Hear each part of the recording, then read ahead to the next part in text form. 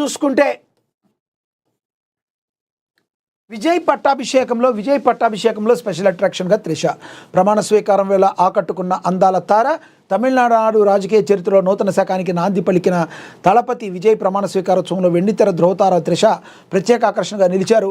చెన్నైలోని జవహర్లాల్ నెహ్రూ స్టేడియం రాజకీయ ఉద్దండులు అశేష జనవాహినితో కిక్కిరిసిపోయినప్పటికీ అందరి కళ్ళు ఒక్కసారిగా త్రిషపైనే పడ్డాయి. విజయ్తో అనేక బ్లాక్ బస్టర్ చిత్రాల్లో నటించి వెండితెరపై విజయవంతమైన జోడీగా పేరు తెచ్చుకున్న ఆమె తమ ప్రాణ స్నేహితుడు ముఖ్యమంత్రిగా బాధ్యతలు చేపడుతున్న ఈ చారిత్రాత్మక ఘట్టాన్ని కళ్ళారా వీక్షించేందుకైతే ఆమె తరలి రావడం అయితే జరిగింది. అయితే త్రిషని మరి ఏదో ఆమెకి ఏదో ఒక ఎమ్మెల్యే పదవి ఇచ్చేస్తారని రకరకాల ఊహాగానాలు వచ్చాయి. ఇవన్నీ కేవలం ఊహాగానాలు మాత్రమే. కానీ ఒక ఫ్రెండ్లీ అట్మాస్ఫియర్లో ఆమె అక్కడికి రావడంతో అందరి కళ్ళు అయితే త్రిష మీద పడిన మాట వాస్తవం అని అందరం తెలుసుకోవాలని చెప్పి ప్రచురించడం అయితే జరిగింది. ఇక తదుపరి చూద్దాం.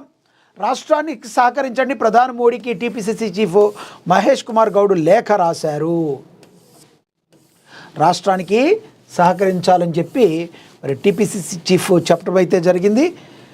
ప్రధాని మోడీకి టీపీసీ అధ్యక్షుడు మహేష్ కుమార్ గౌడ్ బహిరంగ లేఖ రాశారు. రాష్ట్రానికి సహకరించాలని బహిరంగ లేఖలో 8 అంశాలను ప్రస్తావించారు.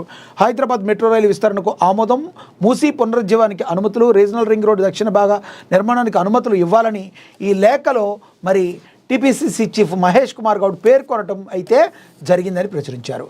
ఇక 12న కేసీఆర్ కీలక భేటీ ముఖ్య నేతలతో సమావేశం కానున్నారట. ఇక ఈ జూన్ 12 ఏదైతే ఉందో దాన్న కేసీఆర్ కీలక భేటీ గారున్నారు. 12న ఎర్రవల్లిలో ఈ నెల 12వ తేదీన ఎర్రవల్లిలో కేసీఆర్ నివాసంలో బీఆర్ఎస్ కీలక నేతల సమావేశం జరగనుంది. బీఆర్ఎస్ అధినేత కేసీఆర్ అధ్యక్షతన పార్టీ సమావేశం కానున్నారు. సమావేశంలో కేటీఆర్ పార్టీ ప్రధాన కార్యదర్శి, శాసనసభ మండలి ఉపనాయకులు పాల్గొనున్నారు. సమావేశంలో పార్టీ సంస్థాగత నిర్మాణం, సభ్యత్వాల నమోదుపై కూడా చర్చించే అవకాశం అయితే చాలా స్పష్టంగా కనబడుతుంది. మరి కీలక భేటీలో పార్టీ ఏంటి, ఎటువంటి పరిస్థితుల్లో పార్టీ ఉంది, పార్టీని ఏ రకంగా నిలబెట్టాలి, ఎందుకంటే బీఆర్ఎస్ ఎన్నడూ లేనంతగా చాలా వీక్గా ఇప్పుడు తెలంగాణ రాజకీయాల్లో కనబడుతుంది. 3వ స్థానానికి పడిపోయిందా 4వ స్థానానికి పడిపోయిందా అన్నంత దారుణమైన సిచ్యువేషన్లో బీఆర్ఎస్ ఉన్నది అన్నమాట వాస్తవం. ఎందుకంటే కాంగ్రెస్ సర్కార్ యొక్క అద్భుతమైన పనితీరుతో కాంగ్రెస్ ఒకవైపు ఉంటే బీజేపీ కూడా తను నెమ్మదిగా తెలంగాణలో బలంగా చేకూర్చి ప్రభుత్వాన్ని స్థాపించడానికి తాను ఒక రకంగా ట్రై చేస్తుంటే, మరోవైపు బీఆర్ఎస్ నుంచి బయటకు వచ్చి టీఆర్ఎస్ పార్టీ పెట్టిన కవిత తాను కూడా ముందు రేసులో ఉండడంతో బీఆర్ఎస్ పార్టీకి ఎటువంటి పరిస్థితి ఎలా ఉండాలి, ఎటువంటి స్టెప్స్ తీసుకోవాలన్న దాని మీద తర్జన పడతాన్ని మనం గమనించవచ్చు. కాబట్టి కీలక భేటీలో ఇవన్నీ కూడా చర్చించే అవకాశం చాలా స్పష్టంగా కనబడుతుంది. రానున్న రోజుల్లో బీఆర్ఎస్ పార్టీ కేసీఆర్ ఆధ్వర్యంలో మరింత వర్క్ చేయాల్సిన సమయం అయితే ఆసనమైంది. మరోవైపు పార్టీని పునర్నిర్మించుకుంటాకి పార్టీలో ఎక్కడ లోపాలు జరిగినాయి, ప్రజల వ్యతిరేకత మనం ఎక్కడ కూడగట్టుకున్నాం, ఎక్కడ మూటగట్టుకున్నాం, మరి వీటన్నిటిని పాజిటివ్గా ఎలా మార్చుకోవాలన్న దానిపై మంతనాలు జరిపే అవకాశాలు కూడా చాలా స్పష్టంగా ఉన్నాయని కూడా మనందరం కూడా తెలుసుకోవచ్చు అని కూడా ప్రచురించడం అయితే జరిగింది.